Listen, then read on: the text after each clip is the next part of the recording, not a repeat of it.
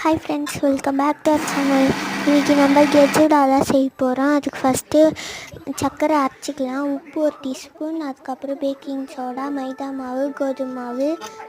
இப்போ நம்ம ஃபஸ்ட்டு மைதா மாவு 1 பவுல், அதுக்கப்புறம் கோதுமை மாவு 1 பவுல், அப்புறம் baking soda 1 teaspoon, salt 1 teaspoon போட்டு நெய் கொஞ்சம் ஆட் பண்ணிட்டு சுகர் பவுடர் சேர்த்துட்டு நல்லா சப்பாத்தி மாவு பதத்துக்கு பிசைஞ்சிக்கலாம். அப்புறம் அதை ஷேப், அந்த கெஜ்ஜூடா ஷேப் வர்றதுக்காக கத்தி வச்சு நல்லா கட் பண்ணிக்கணும். அப்புறம் ஒரு கடாயில் எண்ணெய் ஊற்றி அது காய வரைக்கும் வெயிட் பண்ணோம். அதுக்கு முன்னாடியே போட்டிங்கன்னா ஒழுங்காக வராது. அப்புறம் அது காஞ்சிட்டோன்னா அதை எடுத்து போட்டு பொரித்து எடுக்கணும். அவ்வளோதான் வேலை. இப்போ நாங்கள் சாப்பிட்டு பார்த்தோம், செம்ம டேஸ்ட்டாக இருந்துச்சு. உங்களுக்கும் வேணும், ட்ரை பண்ணி பாருங்கள். Bye friends.